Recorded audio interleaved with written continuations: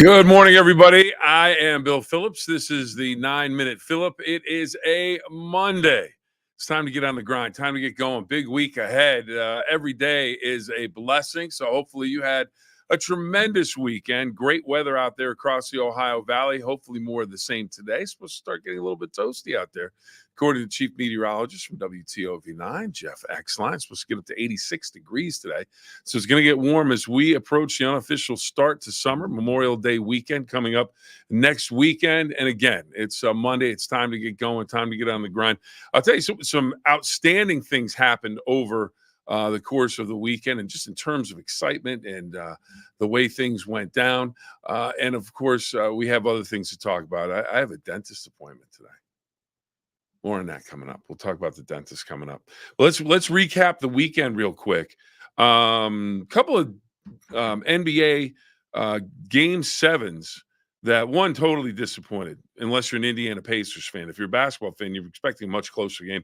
Indiana goes to Madison Square Garden, the world's most famous arena, and takes apart the New York Knicks 130-109. They win game seven. They will open up a series with the Celtics on Tuesday in the Eastern Conference Championship. Minnesota, however, down 20 to the defending champs, the Nuggets.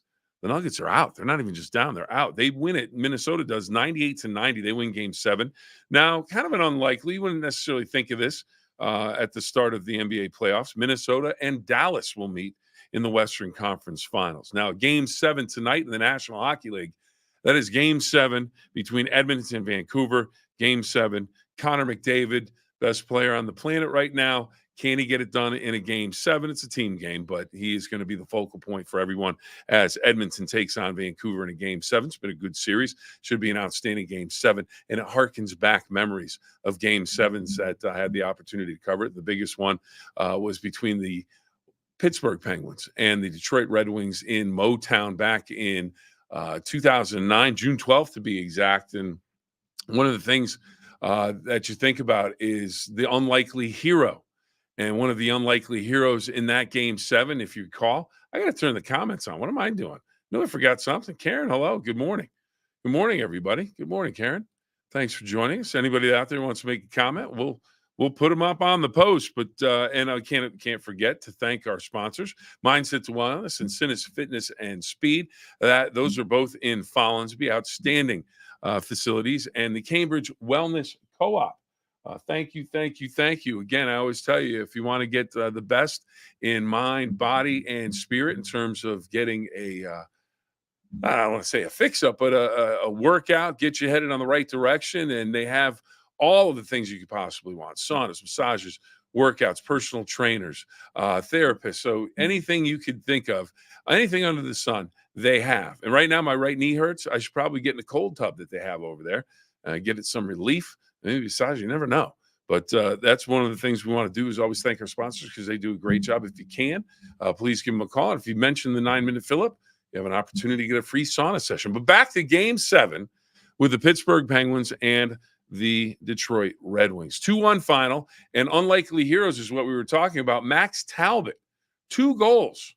2 goals for the Penguins, nobody else. And then Marc-Andre Fleury and the defense just shut down Detroit. Detroit only managed 24 shots in all.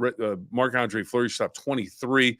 Of course, the stop at the end of the game in the final few moments, and then the celebration was on, and it was absolutely tremendous game seven. Marc-Andre Fleury talked before the game about what he would try to do. All the players talked, and then after the game, special moment for me. I mean, just to cover a Stanley Cup final and have an opportunity to be on the ice talking to players after they've won, a team that you followed all year long, to be in the locker room.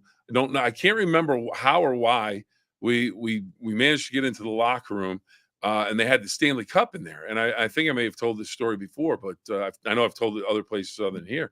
But I had the opportunity. I was standing a little bit away from the table where the Stanley Cup was, and I remember looking up, and I remember seeing Jordan Stahl's mom. She came through. Jordan came through. Then I looked over at the table, and there's Sidney Crosby with his dad. His dad's at the end of the table, and they've got the Stanley Cup. And Sid is filling up the cup with champagne. It may have been beer. I can't remember, but it was some celebratory liquid. that his dad was going to drink. And I remember Sydney filled it, and he had the biggest smile on his face, and he just said, "Dad, here you go." And I'll tell you what, chills. I still get chills even thinking about it. And his dad just took a big gulp out of the Stanley Cup, and you could see all of the time and effort that they had put in to get to that point, and just the celebration and the smiles and the love, just tremendous. So, tremendous game 7. I had the opportunity to be a little bit of a part of, to report it back to everybody. But just what a tremendous game, and hopefully a tremendous game for Edmonton and Vancouver tonight as they play a game 7. So there's our game 7s. And how about clutch? Xander Schauffele. Everyone forgets he won the gold medal. It's a gold medalist. It's not a major, technically. He won the gold medal. That's a big stage to win it on. But yesterday, and Bryson DeChambeau in the PGA Championship at Valhalla. Of course, last Friday, big conversation about Valhalla because Scheffler got himself in trouble, got arrested, but then put in a decent performance, played very well, especially down the stretch, but he wasn't a factor down the stretch. Bryson DeChambeau, he did not lose the tournament. He gets to 20 under, rounds of 68, 65, 64 in the final round, and he birdies 18 to make Schauffele, tie Schauffele, looks like a playoff if Schauffele doesn't birdie. Schauffele comes right back, rounds of 62, 68, 68, 65, and he has a 6-footer to win the PGA Championship. And my man stepped up, a moment of greatness, and sometimes we don't see it all the time, but in that moment was able to focus everything that he'd ever been through on the golf course, relax enough to put that sweet stroke on the ball, rolls it in, and gets the championship. He wins it by 1 at 21 under. Takes home a nice, cool check for $3.3 million. And Bryson DeChambeau, $1.9 million for finishing second place. Now, the U.S. Open's coming up. That'll be coming up in June, the 13th through the 16th. That's at Pinehurst number 2. That is a tremendous course. So that is coming up. Xander Schauffele with the big putt there to win that one. And that kind of leads us into a National Day segment, because you win $3.3 million. You win $1.9 million for finishing in second place. Today is Be a Millionaire Day. National Day calendar, Be a Millionaire Day. Celebrate and wonder what it would be like to be a millionaire. So they have all the recipe stuff for you, the savings, financial portfolio, get an expert, investments, 401k, sacrificing things that cost money, pay in cash rather than credit cards because you don't get the interest payments, donate to charities. United States, most millionaires, how about this? Most millionaires in the world are in the United States. 44% of millennial millionaires live in California. The average millionaire has 3 properties to their name. And get this, only 1% of the population make up millionaires. But but the most millionaires in the world come from the United States. Now, my question to you, and Karen, maybe you can comment for us right now. We are wondering, the question is for everybody, what would you do with the money? Would you pay off the bills? Would you buy a car? Would you buy a house? Would you do all those things if you want? Now, if you win $1 million, you can't necessarily just put your feet up and do anything and everything you wanted to. You can't go out and buy 4 homes because all of a sudden you're going to be out of that $1 million. But if you won the big one, let's say $50 million. Let's say you won a lottery for $50 million, or you just tremendous luck and you hit something on the stocks. Oh, we're going into overtime. Why not? We're talking about being millionaires. So if you did that, what would you do with the money? I actually have an idea. It hasn't happened. I hope I get to put this into work at some point. But my plan has always been, depending on how much money it is, because you can't just go around do. But if you think about winning the $300 million. So let's start with 50. I have a list. It's in my head. Might forget some people. We go through it. But basically, friends, family, coworkers, people that you know and love, people have done good things, and then making charity donations as well. Now, let's see.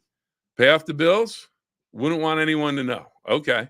All right. Fair enough. Karen's going to pay off the bills, and then Karen is going to make sure it stays secret. So, but she's going to do some other big stuff. I guarantee you. She's going to go on a big vacation. I would. We go on a big vacation. So you got to do all the fun stuff. You can do all that stuff. But then, like I said, my plan has always been have that list. And I would love to just, you quit your job or you leave your job after it wraps up, and I'd make a phone call. So I have a friend of mine in New Hampshire, call him up. Hey, Chuck, have all your bills, everything on the table. I'm coming to town. And you pay off all their bills. And here's a little walk around cash till the next time we meet up. If I don't know if it's $10,000, $5,000, whatever. This is fictional millionaire stuff. So that's what I would love to do that. I would love to be able to just go across the country, seeing friends, relatives, and say, hey, put all your bills on the table. You got to pay that house off. You have to pay for college education. You have to pay, write it all off, give them the check, and then here's 10 grand walking around money to have some fun with. I think that would be fantastic. I think it would be absolutely sensational. And then on top of that, donations to charities that you love and things like that. But I think that would just to be able to do that for your friends and family. If you like I said, if you won enough in a lottery, that's where I'm going with it. That's what I would do. What would you do with it? What would you do? That's the question of the day. Question of the day. The other one, and I've kind of put this off, like I've put off going to the dentist. Actually, I don't mind going to the dentist. I like going for the regular checkups and all of those things. But today I have a little bit of a chip in one of my back molars. And Karen, it would be nice to help friends and family. It'd be fantastic to be able to do that. And we have the dentist. We have a little molar back there, bit on a piece of ice. I know I'm not really supposed to do that. And chipped it. And now I have like a little hole back there in that tooth. Now it's had some other work. So it doesn't really hurt or anything like that. But going to the dentist, that's something that you like to do? Go to the dentist, get the checkup, go get the metal in your mouth. Hey, how you doing? They're trying to talk to you while you're trying to, it makes you crazy. But it's, I actually like it. My favorite thing is a little Novocaine in the cheek. I don't know why. I just like that. It's just, you get that, big, you feel like your lip weighs like 15 pounds and you leave the dentist and then do you dare to maybe have a drink of water or something? Probably not, because it's probably going to go down the front of your shirt. But so we're going to the dentist. Hopefully they'll be able to fix that. And I don't know if I'll get a Novocaine shot or not, but if I do, I'll probably bite my lip because that's something else that I do with it. But going to the dentist, one of those things that you just, some people love it. Some people hate it. I'm kind of right in the middle of the road. It's like, okay, let's go to the dentist. We'll take care of some stuff. Make sure everything's good. Please, if you can, please take care of your teeth because they actually help with a lot of your other health as well. So you want to make sure that the gums are good, teeth are good. It's just for overall health. It's really, really good. Karen, what do we have here? Nope, don't care to go to the dentist, but do for cleaning. Good luck today. Thank you very much. And there, see, Karen's going. She might not like it, but she's going because she knows it's good for her. It's one of those things where you're like, it's good for me. I have to do it. One last thing. What do we have? Yeah, talked about the millionaire thing, but quiche Lorraine. Anybody like quiche? I like quiche. They had a recipe on it. I didn't realize this. Quiche Lorraine. It's French.